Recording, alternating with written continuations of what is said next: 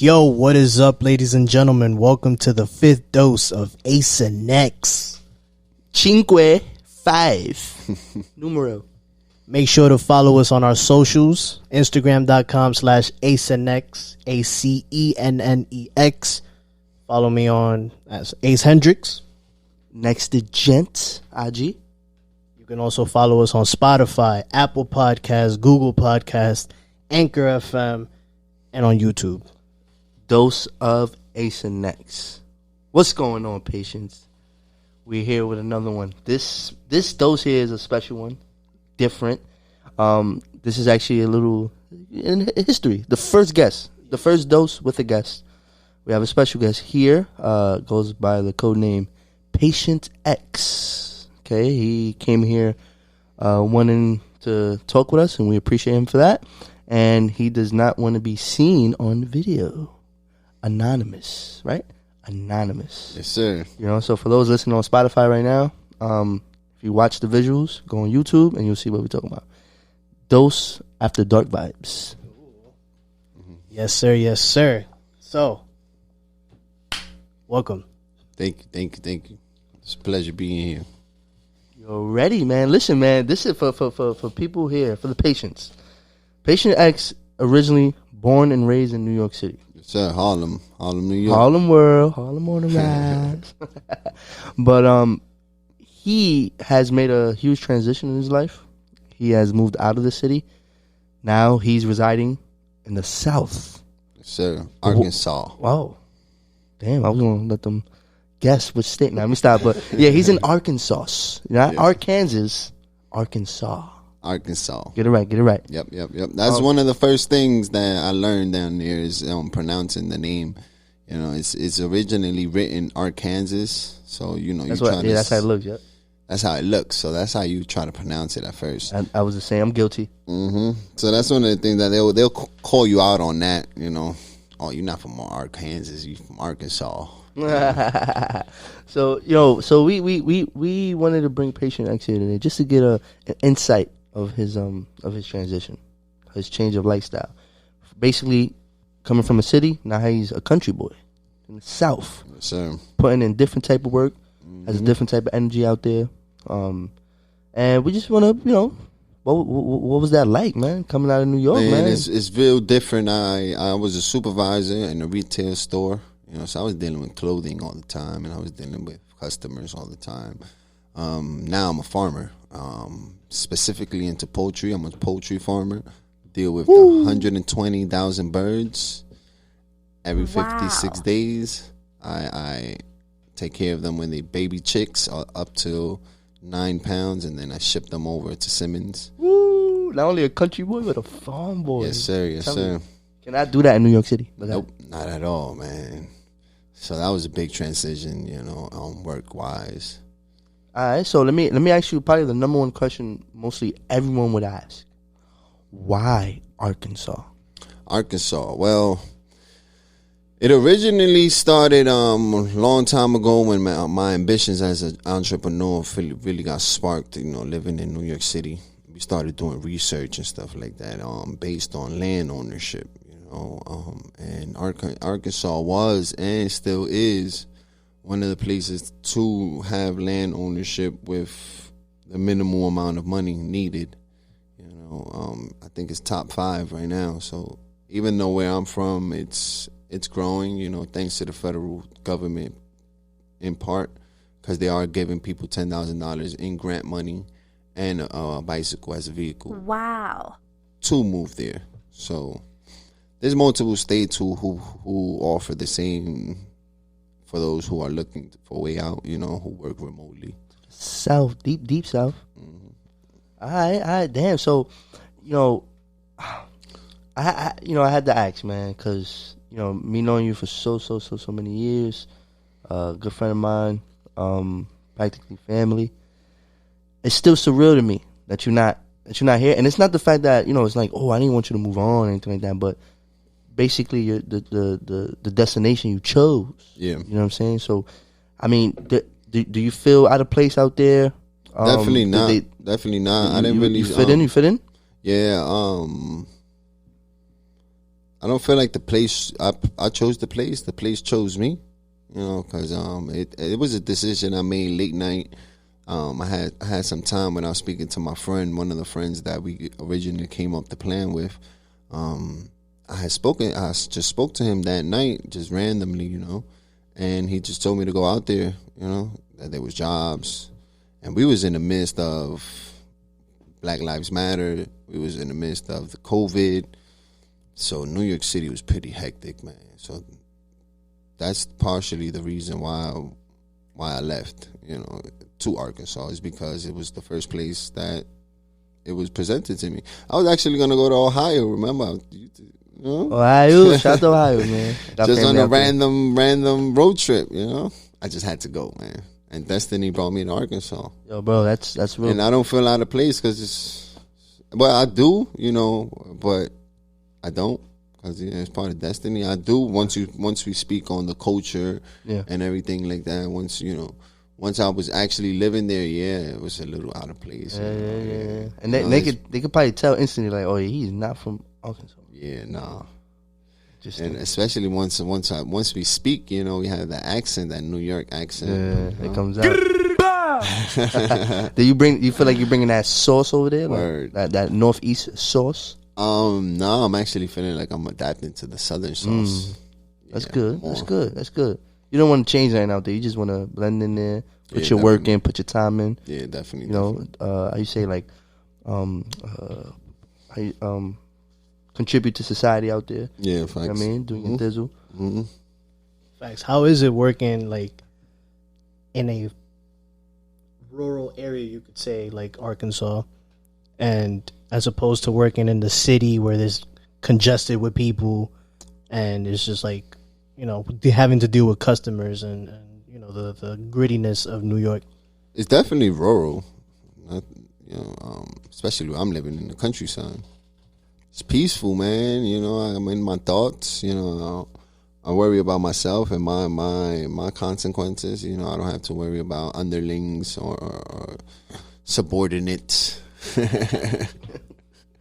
You know, like, it's just me and my chickens. It's me and my birds, man. You know, it's different. Word. And that also reminded me, like, I'm assuming you've probably gotten more to nature. Yeah, you've been bonding with nature lately and stuff like that. Yeah, facts. Right. How's facts, that, man? It's good for the soul, I assume. Yeah, I have to work every day in the sun, you know, so that's a beautiful thing once you get connected to the sun, you know. I even got cured from COVID throughout the sun, you know. My anxiety levels are not there anymore. You know, not that high, okay. Yeah, like my vibrations are more in tune to the earth now. You know, now that I'm exposed to it, now that I'm able to ground myself more. You know, be with the grass and be with the air and be with the sun. You know, that sounds beautiful. Word. That shit sounds peaceful as fuck though, because I know every time I went up to Maine in March, and just being in that environment of like just straight trees, just mad, no honking of horns and you know what I'm saying, like the congestion. I didn't feel any of that in Maine, and I was just like, yo, this shit is beautiful as fuck. We went up to the mountains, like, so I can learn to appreciate that experience you're having in Arkansas through for like a week. But you've lived there, like you're living there now. I was only there for a week, so I can only imagine how it is your day to day. Like, you know, I don't know, what's your day to day in Arkansas right now? Like day to day routine and stuff. And I'm glad that you actually mentioned the fact that, you know, where in the city we are affected by the sounds. You know, we are being attacked by these sounds, these unnatural sounds. You know, down there you listen to birds and they interact with you. You know. The sounds you speak of here, what do you mean? What kind of sound? Like honking of the horns, you know, the train stations, the buses. You know, these are very loud sounds that are purposely meant to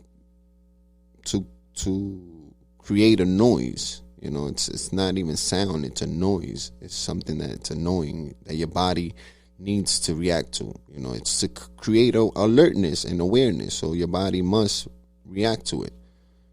you know, and it must react to it in a way that it interacts with your reflection, you know, the way that you reflect to things. So now you become hypervigilant, for example. You know, if you're always exposed to these sounds, you become hypervigilant and your anxiety levels go up. Paranoid in a sense. Yeah, you know, and then opioid crisis and everything. That's another conversation. But yeah, being down there, man, you know, I don't have this routine where I have to go to the corner store and consume these products because they're not right there in front of me. You know, I go outside and I'm walking towards the grass. You know, my first thing that I do is I whistle out to the birds. You know, I interact with nature. You know, now I'm stepping into this realm, into nature. This you know, different. I walk into my chicken houses. I walk my birds, 120,000 birds, like I said. It takes me from 5 to 12, around noon. I'm done. And then I walk over to the cows, see how they're doing, see if anyone is pregnant. That's what I look for. I look for life. You know, I look for abundance. Yeah, that. You know. So now talking about that with in the farm. I feed them, give them water.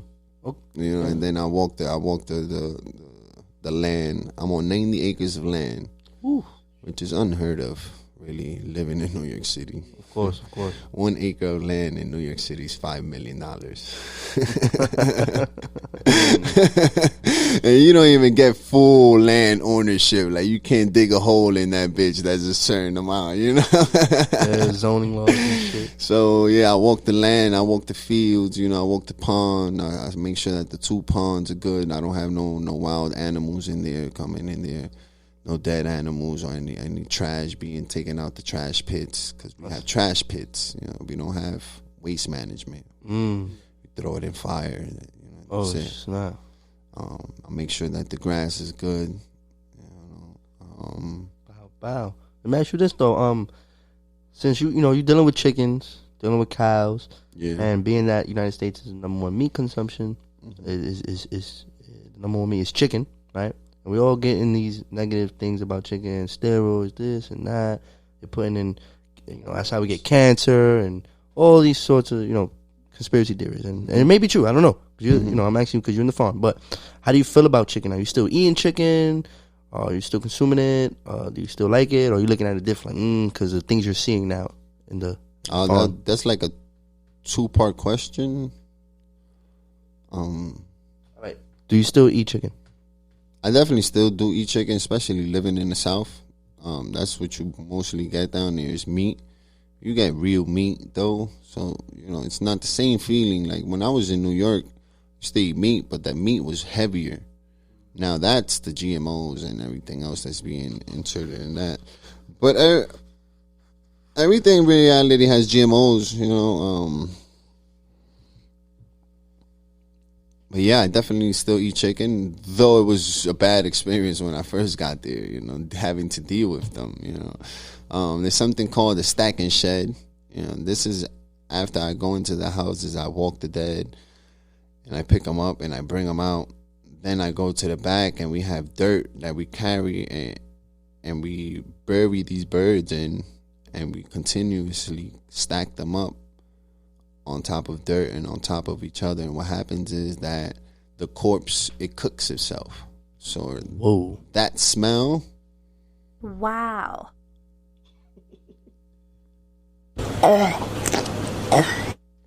That was the correct reaction.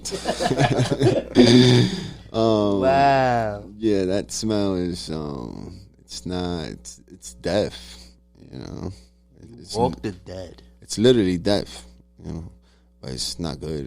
It makes your stomach tumble and stuff like that. And then you looking at it too, it's not something that you from the city are used to seeing. So it definitely made me look at chicken differently. Yeah, that shit is, I'm guessing, normal. Just like a normal routine for people who own farms. Meanwhile, here we're like, put it in the freezer. Like that's I was the Thorsome, sore thumb, Thorsome. The sore thumb. I was the sore thumb down there. Actually, like you said, it's normal. First time I had to walk into a chicken house, pick up one of them birds, and you pick up a chicken, and you think you pick up the chicken, but you end up with just the leg in your hand. Oh shit! Because these houses sometimes we catch infections and stuff like that. Part of the yeah. Nah, bro, I don't know. I can't imagine how that must have been like, bro. But it's normal to them down there. It's just like us growing up, we're introduced to these jobs like minimum wage paying jobs. It's the same thing. You go down there, that's what you do. You do construction or agriculture. Yeah, that's the cultural difference, bro. Yeah, definitely. So that was. Oh, my fault. That was the next question. Like the culture shock. How was that, bro? Big time, man. It was big time. It was different, I always like to think of things outside of this realm, but since we are speaking on this podcast, it's very different. It's because the people are different. The way people look are different. The smells are very different. Music. Yeah, the music, man. The music. You adapted to it? The country? Absolutely, man. It was like coming back, to my way of being, my original way of being. I always longed for this type of music, this smells, and stuff like that, this way of being. But it was very different at first. I remember the first time I met somebody, a local from down there, he heard me speak Spanish. "Oh, you speak Spanish?" I was like, "Yeah." He was like, "Well, I speak 2 languages too. I speak English and hillbilly." And these are one of the guys that are locals there. That word, quote unquote, hillbilly is used down there. To describe these people who live down there, and their way of being is different. The chewing tobacco. You see the big old bulk of chewing tobacco. Missing teeth or barely any teeth, Yo, the stereotype about hillbillies, is it true? Which one? The racism. That's the thing. I don't know. I haven't really experienced it, but okay, maybe okay. I haven't gotten that. Hey, you not from around here, boy. I mean, but then again, you look at my skin color. You look like one. I ain't gonna hold you. You look like you could blend, bro. Yeah, so I felt like that once I opened up my mouth. The looks did look a little different. I feel like they were different at first, but after that, and especially the town I'm in, the town I'm in has over like 60 nationalities. I think it is. Oh, for real? Yeah. Also, diverse area? Yeah. Oh, that's Wow. good. It's diverse, but it's just diverse in the sense of their diversity. Ah, got you. What about patriotism? Like, that's true. Like, they real American, man. American. It's America, but it's true American. Down there. Oh, true American. You have your constitutional rights. It's not. Natives. The Native Americans, they have their tribes, and they have their own way of life also. That they some tribal owners they have kept that. Oh hell yeah! Now, I can't speak too much on that, but I just feel like the Americans. I felt like you were speaking on the hillbillies, like the hillbillies, because down there you're able to own the guns. Down there, you're able to walk down the street. Yeah, that's with right. Your They gun got gun in your laws. hand, You're not going to be stopped. You're not going to be stopped and frisked. You don't got to deal with that. And since you moved out there, you fall in love with guns more. Oh like, yeah, definitely. That you have more access to it and stuff like that. Of course. It's my constitutional right. It makes me feel free. Wow. It makes me feel free, man, and it allows me to release the testosterone levels that I need to release. Which I feel like every male needs that in their life. Hunting season now is actually coming around when I go back. Yeah. So I'm looking forward to indulging in that. I feel like it's necessary. I feel like we all need that.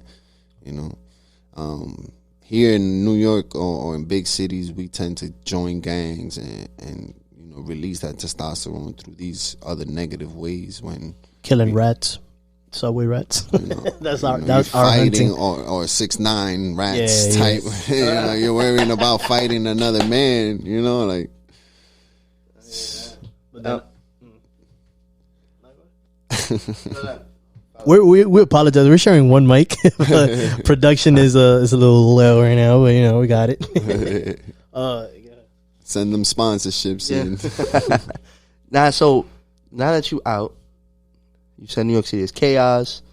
Now you're in the South. I'm out like I was in prison. Like South is the prison. Now you're in the South. Now you're out of the city. How do you feel about the city now? From the outside looking in now. Now you don't even live in the city no more. It's chaos. How do you think about it now? It's chaos. It's Like- it's a whole different program. Of course. Of course. That's all it is. It's just a different software. It's one that I cannot adapt to. It's chaos to me. It's too fast, and it's not human. The human element is literally not here anymore. It's not. You go down to the South, I had to change $100 bill one time, and they didn't have change. The dude was like, "Here, take $10, get some gas." Southern hospitality? Yeah,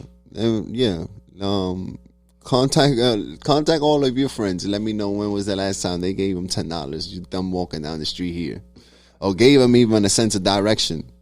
People don't even give you directions here. It's not human. It's too fast, man. Yeah, there's one thing. One of my cousins came from DR. She moved here for like a year, and she didn't like the pace here. Like, it's just too head down, get to where you need to go, fast pace, do what you got to do, and go home. And like, your days go by quick, bro. You don't stop to appreciate life. And I feel like, would you say you're in your element now? Like, absolutely. Yeah, that's like one thing that people have to take away from this podcast is like, you need to step out of the city a few times, explore something outside of these skyscrapers and fast pace. Like, like life is passing by quick, bro. Don't get me wrong, neither. It's not like I'm anti big cities. I just feel like we all need that change. Like I want to introduce a program where you have kids coming in from the city, go down to the country, introduce them to the country life. Have the country kids come into the city, introduce them to the city life. Because if you take a country kid and introduce them to the city, later on, after they created these habits, these positive habits in their life, where they're able to control themselves, you introduce them to the city, they can be successful, and vice versa, Yeah, like, I've known you for so long, and I must say, bro, since you moved out of here, New York City, you've had a glow on you.